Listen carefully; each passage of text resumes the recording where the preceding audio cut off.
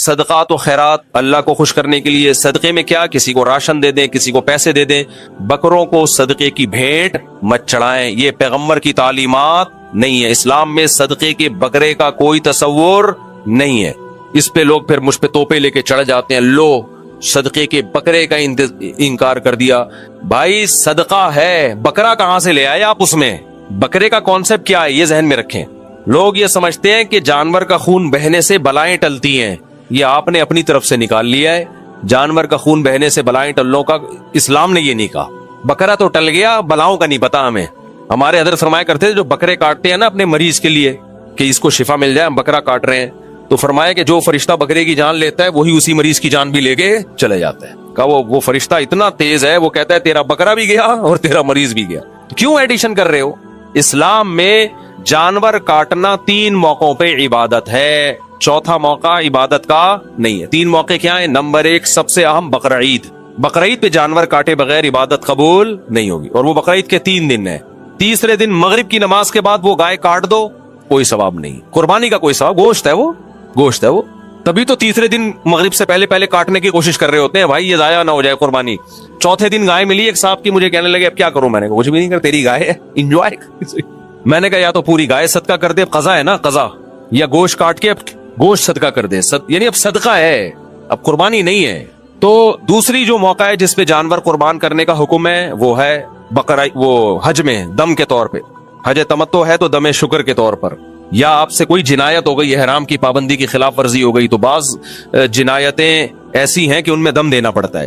تیسرا عقیقے کے موقع پہ، بیٹا پیدا ہو تو 2 بکرے یا 2 گائے کے 2 حصے بھی ٹھیک ہیں، یا 2 دمبے، بیٹی پیدا ہو تو 1 بکرا یا 1 دمبا یا گائے کا 1 حصہ۔ یہ اللہ نے کیوں رکھا؟ یہ فیملی پلاننگ والوں کا منہ چڑھانے کے لیے، کیونکہ فیملی پلاننگ والے، جیسے وہ ارشاد بھٹی نے مجھ سے پوچھا نا آپ کے 19 تو آپ اس قوم پہ رحم نہیں کر رہے، تو میں نے کیا جواب دیا تھا؟ خدمت کر رہا ہوں میں، کیونکہ جس ملک میں گروتھ ریشو بڑھتا ہے، جوانوں کا ریشو زیادہ، بوڑھوں کا ریشو کم، کمانے والے زیادہ، کھانے والے کم، یہ پوری دنیا میں مسلم قانون ہے۔ یہ تو ہمیں جو نسل روکنے کا گورے کہہ رہے ہیں، اپنے آپ کو تو اپنے قوموں کو تو پیسے دے کے بڑھا رہے ہیں نسلیں، ایک بچے پہ ٹھیک ٹھاک پیسہ ملتا ہے۔ ہمیں اس لیے کہہ رہے ہیں کہ یہ ویسے ہی تباہ ہو رہے ہیں، تو اب آبادی روک کے اور تباہ کر دو تاکہ بڈھے بڑھ جائیں، جوان کم ہو جائیں، تو اور زیادہ ہمیں برباد کرنے کے لیے یہ کہیں۔ ہمارے خیر خواہ تھوڑی جو ہمیں مشورے دے رہے ہیں کہ جو ہے یہ نسل روکو، ان کو پتا ہے ہماری بڑھ نہیں رہی، ان کم بختوں کی بڑھ رہی ہے، تو یہ بھی ہم پر مسلط ہو جائیں گے، اور ہو نہیں جائیں گے، ہونا شروع ہو گئے ہیں۔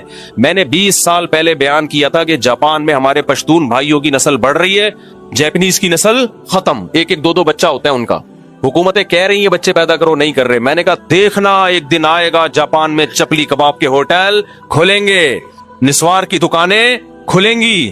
میں اب جاپان ہو کر آیا ہوں لاسٹ ایئر، الحمدللہ کھل گئے، اور وہاں بتا رہے ہیں ہمارے جو پشاور کوئٹہ کے پشتون لوگ ہیں، وہ کہہ رہے ہیں بھائی ہم تو یہاں کی عورتوں سے نکاح کرتے ہیں، ہمارے بچے بھی پیدا ہوتے ہیں، تو ہماری نسل بڑھ رہی ہے۔ وہاں پنجاب کے سیالکوٹ کے لوگ ملے، ان کی نسل بڑھ رہی ہے، جاپانیوں کے 1-1 2-2 بچے، نسل ختم۔ تو دنیا میں یونان ایک ایسا کنٹری ہے، یونان میں جو اصل قوم رہا کرتی تھی ختم ہو چکی ہے، پتہ ہے آپ کو؟ وہاں دوسری قومیں ہیں، کیونکہ انہوں نے نسل روکی، ختم۔ تو ایسے غائب ہوتی ہے نسلیں، پتہ بھی نہیں چلتا، ایسے نسلیں غائب ہوتی ہیں۔ اور لوگ ہمیں کہتے ہیں کہ مفتی صاحب کو یونائٹڈ نیشن کا نہیں پتا، یونائٹڈ نیشن کی نظر میں اس وقت آبادی ایک بہت بڑا عذاب بن چکی ہے، اور یہ کہہ رہے بچے پیدا کرو۔ آپ کو یونائٹڈ نیشن کا نہیں پتا، یونائٹڈ نیشن کی جو مستند رپورٹ ہے وہ یہ ہے کہ گروتھ ریشو اتنا خطرناک گر گیا ہے کہ کووڈ سے بڑی تباہی آنے والی ہے دنیا میں، کووڈ سے بڑی تباہی آنے، کیونکہ فطرت کا ایک لا ہے نا کہ اتنی سپیڈ ہونی چاہیے تاکہ بوڑھوں کا ریشو جتنا ہے اس حساب سے جوانوں کا ریشو ایک اتنا رہے، وہ اب مینٹین نہیں ہے، وہ کیا ہو گیا ہے، وہ خراب ہو گیا ہے۔ تو اب تو دنیا چیخ رہی ہے بھائی، جاؤ سویڈن میں، ڈنمارک میں اور مختلف ملکوں میں جاؤ، پاگل ہوئے ہیں وہ، کہتے ہیں بڑھاؤ یار، تبھی تو ہمیں ویزے دے رہے ہیں۔ وہ امریکہ کہہ رہے ہیں فیملی کے ساتھ آ جاؤ، آپ کہہ رہے ہو ہمیں نہیں بلا رہے، وہ پہلے دیکھتا ہے کہ یہاں کے خالی بچے ہی پیدا کرے گا یا کچھ اور بھی کرے گا، کوئی انلیگل ایکٹیویٹی میں تو نہیں ہے، لیکن وہ چاہ رہے ہیں کہ فیملی والے لوگ آئیں اور بچے یہاں آ کے پیدا کر کے نسل بڑھائیں۔ تو اس لیے یہ اٹھا کر پھینک دو باہر گلی میں، نہیں تہذیب کے انڈے ہیں گندے۔ اچھا مجھے ارشاد بھٹی کے اسٹائل پہ بڑی ہنسی آئی جب میں نے کہا نا خدمت، کہہ رہے اچھا خدمت کر رہے ہیں ماشاءاللہ، تو وہ طنز بھی کر رہا تھا اور اسٹائل بھی نہیں چینج ہو رہا تھا۔ خیر ہم آگے چلتے ہیں، میں کیا بات کر رہا تھا؟ ہاں بکرے، تو اللہ نے 2 بکرے کاٹنے کا کیوں حکم دیا؟ تاکہ فیملی پلاننگ والوں کو تکلیف ہو۔ تکلیف اس بات کی ہوگی کہ ایک طرف پہلے ہی بہت بچے ہیں اور مزید بچہ آنے پر یہ خوشی میں بکرے بھی